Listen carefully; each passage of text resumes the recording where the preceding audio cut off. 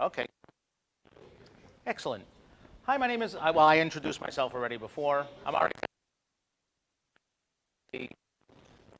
Cohesity. I cover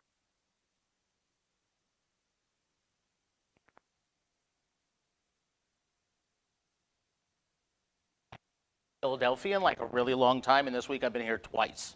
So I was here for the Philadelphia Tattoo Convention for my birthday, so it was kind of cool.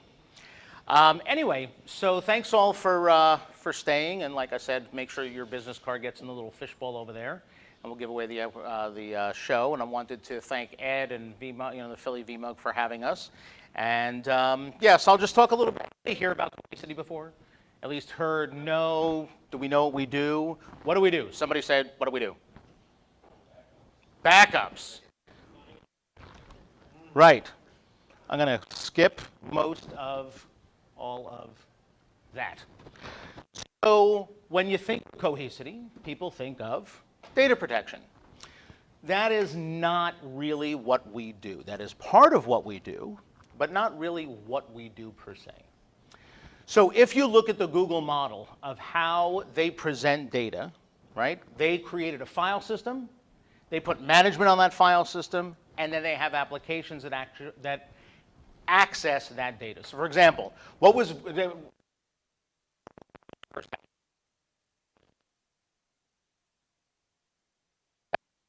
was search, and I'm sure my gray hair, if my gray hair doesn't date me, I'm sure you remember there was like Ask Jeeves, and well, Yahoo's still around, but there were like, what, 30, 40 different search. What's that? Alta Vista, that's another one, yeah, exactly. And pretty much, I mean, there's Google.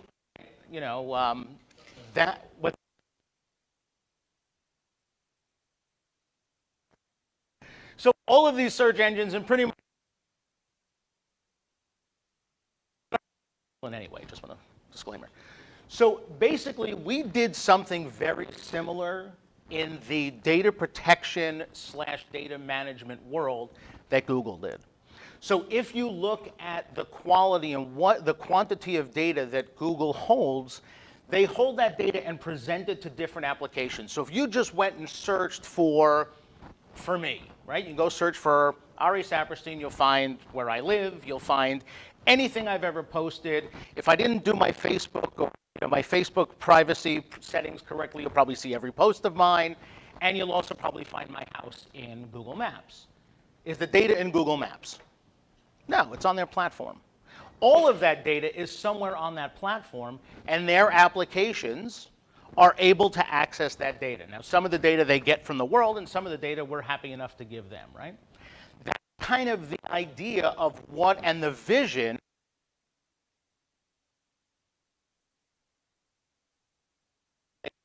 marketing. We have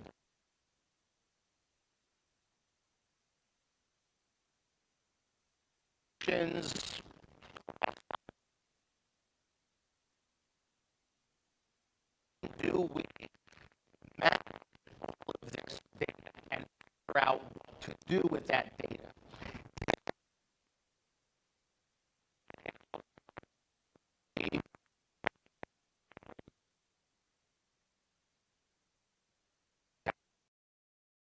And now pretty much the number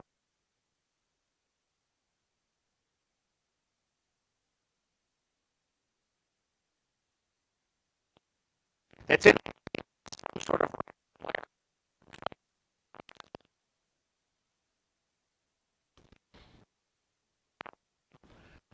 we did a very similar thing. We created for ourselves a platform. What's the easiest way if we want to bring people's data into a platform? What's the easiest way to do it? What's the lowest hanging fruit? Data protection, which is why everybody answered, what does Cohesity do? You think we do data protection. And yes, we do data protection, but it was really a ruse. It was really a way to get data, customer data, onto our platform. Once data is onto our platform, we have a management interface, right? We call Helios to manage all of the infrastructure for Cohesity. And then we introduce applications to be able to use that data. The first application we decided to use, like Google did search, we did data protection, right? So we have agents you can put on Windows machines and AIX, and we can back up. If you can name it, we can back it up. That's simple, right? Once we have the data on our platform, we can give you applications to do stuff with it, right? One of the reasons why we sort of like jumped onto the Kubernetes thing is because on our platform under the hood, we're running applications as containers. It's managed by Kubernetes, and it's all under the hood. You don't have to know anything. If you didn't take today and you had no idea how to spell Kubernetes, doesn't matter. This stuff runs on our platform. So for example, if I backed up 1,000 VMs and I wanted to say search for every single file called windowsupdate.log, I could find that, right? And maybe I wanted to restore every windowsupdate.log. Cool, I can do that. Doesn't matter if it's from a Windows machine, a physical machine. It doesn't matter if it's from a virtual machine. If for some reason somebody copied a windowsupdate.log machine to a Linux machine, we would find that too. So the idea, really the vision, is very similar to Google create a web scale file system that we call SpanFS. Our founder, Mohit Aaron, was one of the original application writers of the Google file system. So we created our own file system because what the power of having our own file system is that we know where everything is. Typically in data protection, you're writing from some application to someone else's file system. So once it's on someone else's file system, you sort of lose a lot of the functionality that then we decided once we had our own file system that we could do stuff with. So looking at the platform, so first off, if you look at the platform itself, it starts out as a 3-node box, right? 3 nodes, 3 boxes in a node, and they are running our software. We have a virtual edition, so you can run it on VMware or Hyper-V or AHV, and we have a cloud version where you can run it in AWS or Azure, regardless of where you're running it. The same exact software managed by the same exact Helios management platform. Right? And if you had 50 clusters, you'd log into Helios, which is software as a service, by the way. And what that allows you to do is if anything does burn down to the ground, you don't really care because your management is somewhere else. We also have working on a Helios as software as a service locally for people that don't necessarily want to use software as a service in someone else's data center. So we've now have all of your data. Let's say we've got your data from data backups. And again, we can use applications. The idea also, if anybody remembers the name of Kubernetes, the father of Nutanix, right? So the idea part of this 3-node cluster is that it's all hyper-converged. Essentially, you have CPU, memory, network, and storage in the same box, right? We have our own white box. We also have qualified hardware from Cisco and from HPE. So this will all run on Cisco and HPE hardware as well. And essentially, once the platform's installed and we create the cluster and now we have storage, and let's say we've started to do your backups, we now can do stuff with your backups you couldn't necessarily do before. And that's kind of the whole idea of this platform. So I said we search for stuff. Would it be necessarily useful if you needed to do a search through your entire environment for, I don't know, let's say credit card numbers? Well, we have an app for that. So if you go to marketplace.cohesity.com, you will see a number of applications, some that we've written, some that other third parties have written. And if you'd like to write your own application, how to do containers, you can do that as well. So for example, I can go into this application we call Insight that we wrote, and I can say search through all of the data on the Cohesity platform, no matter where it's backed up from, and find me 3 digits, a dash, 2 digits, a dash, and 4 digits. And we can search through all of your data to find every Social Security number that might be stored in clear text. So the part of that idea then is, again, to make the data important and useful. Because most of the stuff in data protection is simply there to back it up, and then what do you do with it? Nothing. It just sits there waiting for something terrible to happen. So part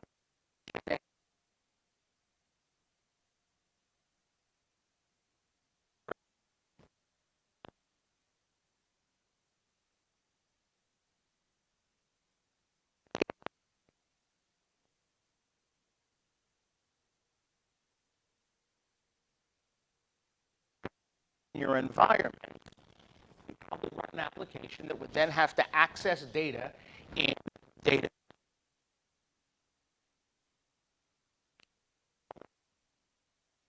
Stand back and forth, and so you're sending stuff.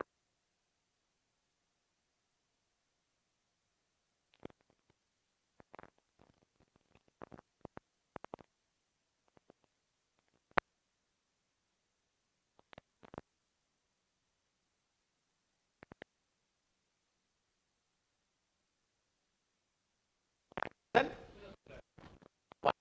luck. Good luck with that.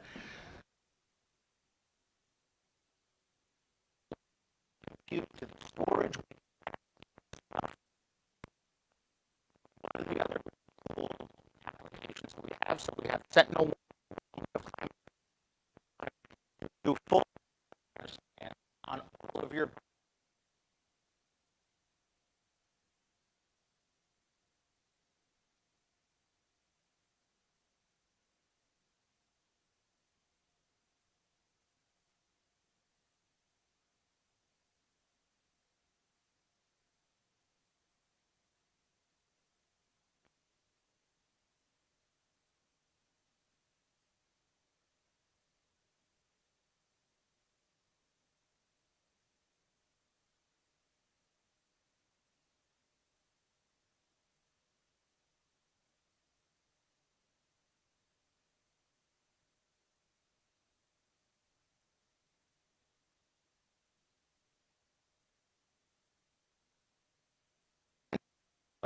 What would you like to do with it?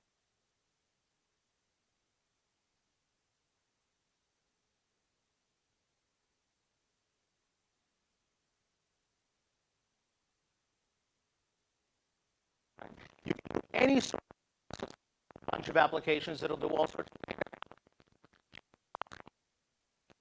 Who touched it, how they touched it, what did they do with it, on essentially the backup data. Right?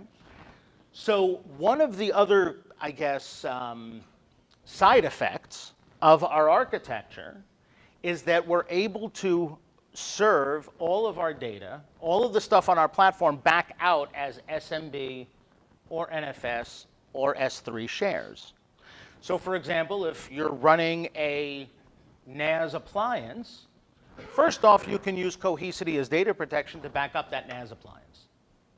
You could also then take that that share that's now was sitting, let's say, on a NetApp, and now it's backed up to us, turn the NetApp off, turn ours on, and the next thing you know, everybody's hitting the Cohesity platform instead of your NetApp platform. We can do that. We can also do NFS, SMB, and S3 on the same exact share.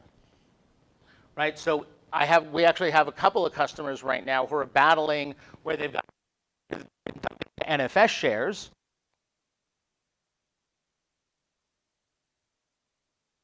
They want to bring to S3, and they're struggling to move that data from NFS to S3, and new data that comes into NFS has to go out somewhere else to S3. Yeah, we don't need to do that because we can take the same share that's NFS or SMB or S3 and present it to whatever application can read those three protocols simultaneously. Now also, once we've got the data, what can we do with it? We can search for it, right? So now you've got all the stuff that you've been protecting through data protection, and all of your user shares, group shares, maybe S3 objects that you've been running through applications, data coming in, data coming out. Anything that ends up in the Cohesity platform can be searched. It's all treated the same. Whether it's in the cloud, whether it's on-prem, whether it's wherever it is, if it's on the Cohesity platform, you can do the same exact operations with it. Right? Then, of course, we get into the other fun stuff, right? We can all the cloud stuff, that's easy. The other thing is replicating. Data to an S3 bucket, yeah. We also can then replicate that data to another Cohesity cluster sitting at a cloud provider or sitting at another colo. If it's at a cloud provider, we even give you the ability to spin up the virtual machines in the cloud that were on another platform. So if you were running your virtual machines in VMware and you said, okay, if the building burns to the ground or something catastrophic happens, and now we want to go and bring up all of our virtual machines, let's say in AWS, we can have that already prepared for you in a job. So imagine the job would do a data protection backup. It would replicate that data to a cluster in AWS, and then we invoke something called Cloud Spin. And Cloud Spin's going to go through the 300 and God only knows how many steps to convert a VMware VM into an AMI, to an EC2 instance. There's a lot of steps, and it's wonderfully from AWS to do that.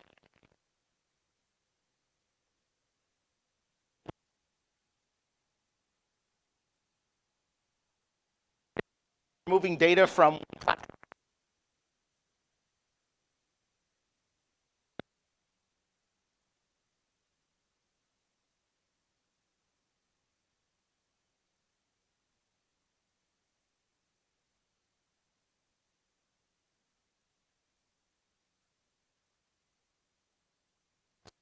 So every time you do a backup, we spin it back up as a virtual machine in AWS, and it just sits there. Want to power it on? Power it on. How do you power it on? Well, if you're managing,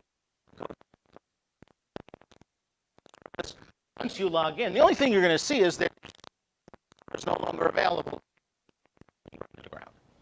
But now I see my clusters in AWS, right? And then I just power those virtual machines on. They've already been converted. They're already ready to go. And then I can start even backing them up again and replicating them to somewhere else. Yes, we can also, by the way, cleverly move you from like, AWS to Azure to GCP, so you don't feel like, you're held hostage. So that's kind of really, if you boil it down, our vision is data easiest places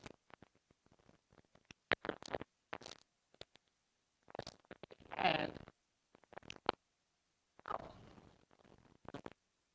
offers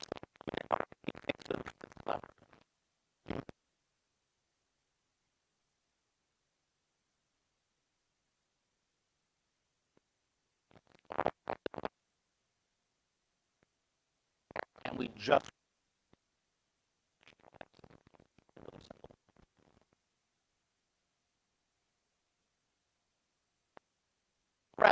we're looking for data protection. We're looking at Cohesity, Rubric, Veeam, and Commvault.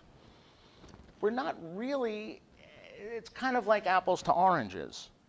Because when you just do data protection, and the last time, by the way, that I stood up on the stage was about 8 years ago when I started with Veeam, and I was there for about 7 years. Fantastic backup product. I will not bash any other backup product, any other competitor of ours. But the fact is, it's built for data protection. It's great, right? And there are other products for data protection that are great. We don't do data protection the same way that everybody else does. That's not our vision. Our vision is taking that data and making it useful. It's taking that data and, dare I say, make your data important again, right? Like really figuring out what to do with once we've got all this data in one place, because frankly, it's all over the place. I don't know how many customers I walk into and I got IT guys telling me that half of their development is done in AWS they don't even know about. Right, because the developers needed something, so they put in a credit card, and they ended up with an infrastructure. They have no idea what's out there, right? Then the developers also need data. Where do they get their data from? Well, maybe every once in a while they do a restore of production data. And now their production data is like somewhere they don't know. There's a thing in the marketplace, you can actually download an app that will go through, and if you clone a test and dev database, you can select a bunch of different things to basically script through to scrub your data. So if you have a database with social security numbers in it and you want to just turn them all to 1, 2, 3, 4, 5, 6, 7, 8, 9, it'll do that on the fly. So that now that you have a copy of your production data, it doesn't actually have the really important data that you need to protect. Kind of neat. So that was something that somebody thought of, right? Like, hey, if we want to create another environment, how do we scrub it? Well, just write an application for it. So that as we're doing the restore, what do you got? You can make your dummy data on the fly. Try doing that anywhere else. Try doing that with another backup product, because those backup products just do backup, right? That's kind of the idea, is let's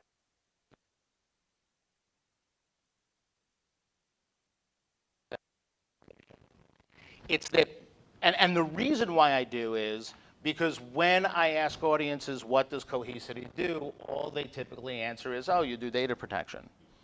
Right? That is not all that we do. That is one tiny, tiny little piece. And it seems to be the biggest and the most focused on, because that's pretty much the biggest use case that we've seen so far. People, and then they see, oh, well, you know what? If we go to a different type of platform, just storing our data for hope that one day the place will burn down to the ground, you know, we get all encrypted and stuff. Right? So I would say that, you know, when I have, you know, like I said, I go to partners all the time. Why have customers bought your product? And I would say that, again, I believe in the 80-20 rule. 80% of our customers said not because of the data protection side, is because they see our vision. They see this vision, this idea of making data that is normally dark, is normally all over, and figuring out how to bring it together in one platform, and then doing stuff useful with it. That's, again, that's the bottom line. Now, there are other fun things that we can do. So I talked about data protection. I talked a little bit about the NAS. Some of the things that we do in NAS, which I think are pretty clever, right? So we can back up your NAS, great. We also have a migration capability. So if you have a NetApp, Isilon, whatever you got, I mean, we kind of usually mention those two. They're probably the most prevalent in the market. And you're running out of space. Who said earlier they're still keeping 10 years worth of data? Right? We're all keeping 10 years worth of data. Do we need to keep 10 years worth of data on an Isilon that like nobody touches and it's a couple of bucks a gig? Probably not. So we have a data migration utility that can migrate the data from the Isilon to our platform and leave a stub behind, right? Just a symlink. So if a user happens to need data from 10 years ago, because nobody likes to delete data, so we all want to keep it around, and if someone happens to use it, they don't see that it's coming from Cohesity. They don't even know it's there. They see a share, they double click on that file comes up, and it's presented to them. Now, of course, that the date has changed, right? The symlink will go away, and they'll end up with a file, and it'll end up being on your Isilon or your NetApp, right? But the idea is then you can move some of that data that isn't being accessed, that is still costing you quite a bit, and move it somewhere cheaper, completely transparently from a standpoint of a user. Right? So all of these, they've decided to call it smart files instead of NAS, mostly because we're trying to be a little bit smarter than than our father's NAS, kind of thing. So the idea being that we can extend the usefulness of your current NAS device, or just replace it completely seamlessly to the users. We can also back it up. We can then replicate it. And then when we go to do a restore,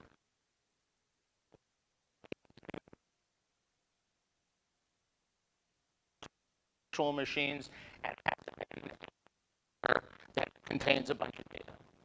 Restoring that in general is pretty difficult. Restoring it from our platform is extraordinarily easy because we're bringing all of that data together. And we can restore it anywhere you want. So if you've got some of the stuff in the cloud and some of the stuff in VMware and some of the stuff on physical, if you're clever enough about it, you can bring all of that together as an application. I don't know, even just to test DR. Who does DR test once a year? Come on.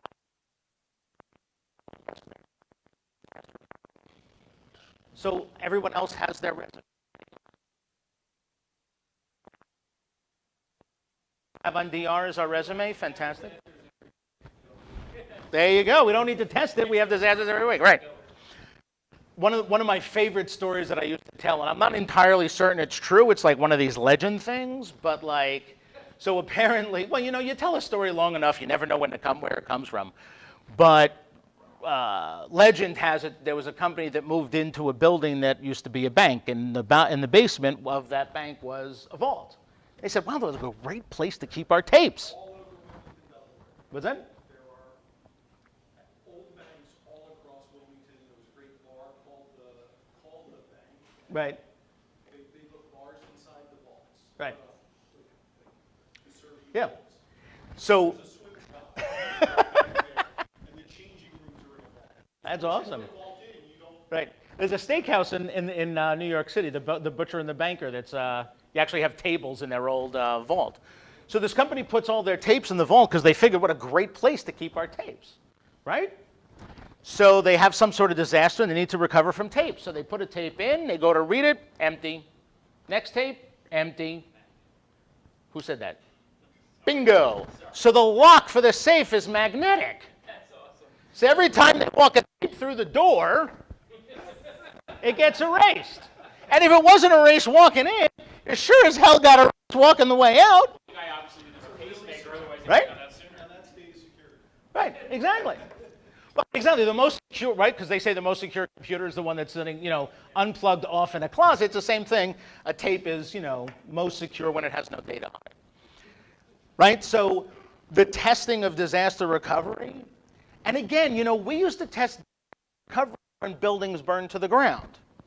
Then we decided to test disaster recovery for all the knuckleheads who decided it would be great to put their data centers in the basement.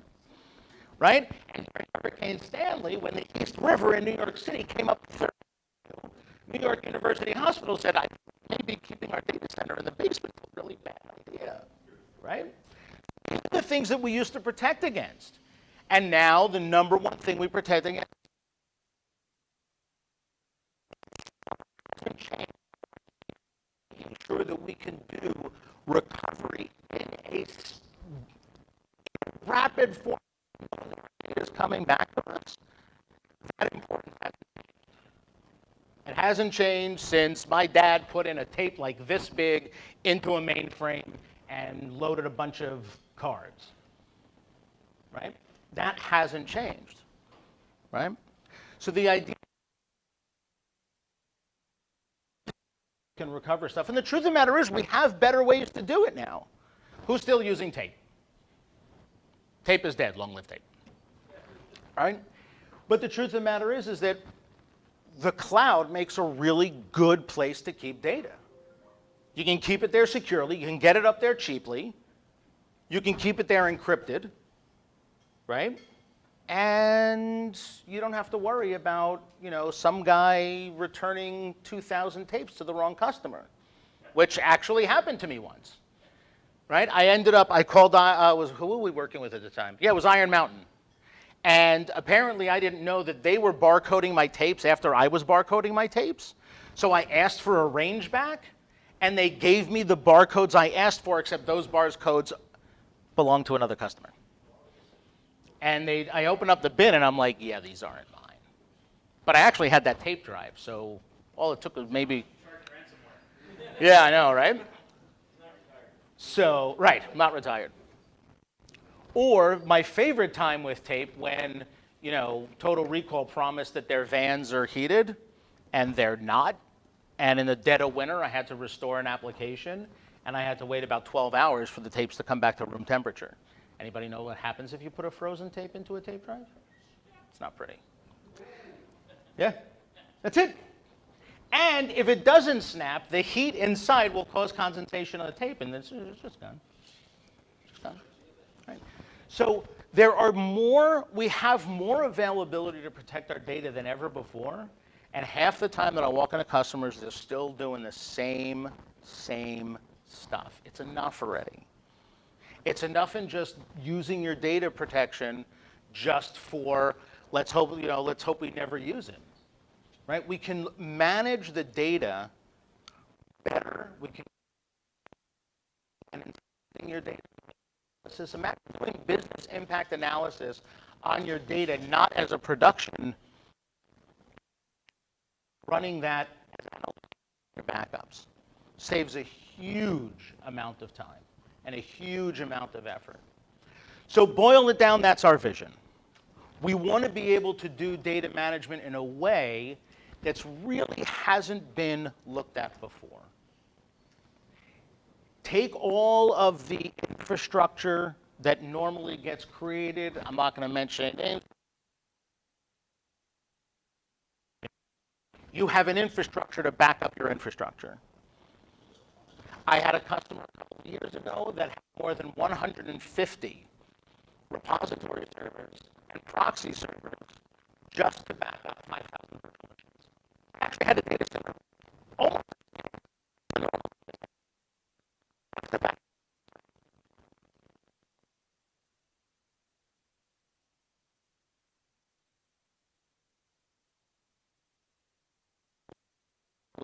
is the network and storage for the infrastructure. But I space.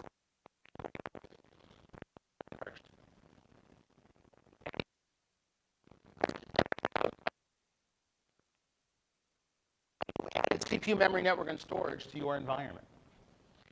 Now you need to shorten your window. What do you do?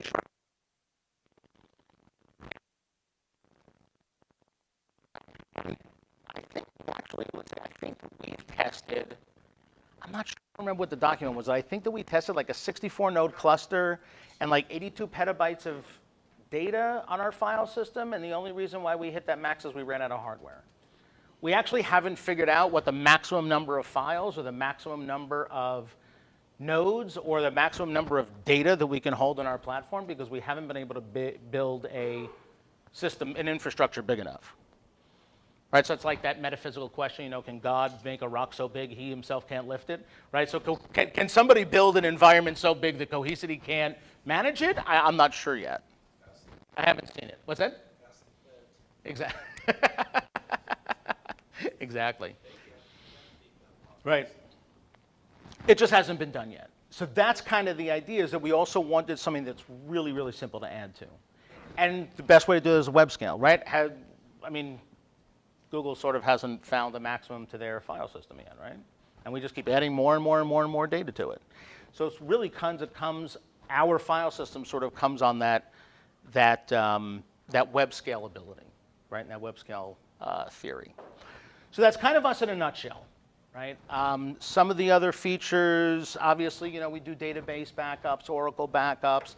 Feature for feature, these days, pretty much in the data protection field, everybody's kind of either following or leading everybody else. Somebody comes up with some whiz-bangy thing to do, and you know, a month later, everybody announces the same whiz-bangy thing to do, right? When it comes to feature for feature, it's sort of like a race to nowhere, right? I think it's really a matter of the infrastructure that you put it on. I think the security is a big deal.